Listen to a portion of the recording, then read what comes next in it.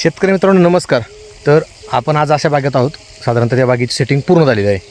तर त्यामध्ये शेतकरी मित्रांचा प्रश्न होतो की बागेमध्ये साधारणतः फुलांची फळामध्ये परिवर्तन झाल्यानंतर फळांची संख्या किती असावी. तर साधारणतः दुसऱ्या वर्षाला, पहिल्या वर्षाला आणि तिसऱ्या वर्षाला, तर साधारणतः पहिल्या वर्षाला 40 ते 50 फळं भरपूर झाली.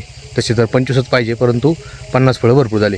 त्यानंतर दुसऱ्या वर्षाची बाग आहे, तर त्या बागेला साधारणतः 50-75 फळं भरपूर झाली. आणि तिसऱ्या वर्षीची बाग आहे त्यामुळे साधारणतः 50-75 ते 100 फळं भरपूर झाले. तर आपल्याला त्या बागेमध्ये साईज घेता येते. 100च्या वरती सेटिंग जर असेल तर बागेला फळ साईज होत नाही. हा आजवरचा अनुभव. प्रत्येकाची प्रॅक्टिस वेगळी असू शकते. प्रत्येकजण सांगतो की मी खादगी जास्त घातली, असं घातलं तसं घातलं, तर ते महत्त्वाचं नाही. वातावरण या दिवसामध्ये वेगळं आहे. यावर्षी तर पूर्णतः टेम्परेचर फुल आहे. आत्ताचं सध्या 38, 39, 40, 41पर्यंत आहे. तर साधारण तुम्हाला आत्ता फळ दाखवतो. तर ही जी शेंड्यावरती फळं आहेत हे अशा प्रकारे, ज्याच्यावरती थ्रिप्सचा चाटा आहे किंवा ज्यामध्ये वाकडं फळ आलेलं आहे आणि शेंड्यावरती जे असे लोंबतात फळं, हे आतली मधली सेटिंग आहे. समजा हे सोडून हे पहा, हे अशी आतली सेटिंग सोडून जी काही बाहेरची सेटिंग आहे शेंड्यावरती, हे असं एखादं अर्ध, तर ते काढून टाकलं तरी चालतं. तर यामध्ये प्रामुख्यानं जे काही शेंड्यावरती फळं राहतील त्याची साईज ह्या मेन स्टंपवरती किंवा काडीवरती किंवा खोडावरती माल असतो त्यापेक्षा कमी राहते.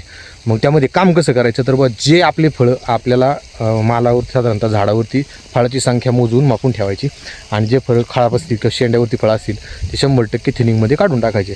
म्हणजे झाडाची अतिरिक्त ताकद देखील व्हायला जाणार नाही आणि झाडामध्ये जे काही स्टोरेज आहे त्या स्टोरेजचा वापर परिपूर्ण फळामध्ये होईल आणि फळाची साईज देखील भरपूर होईल.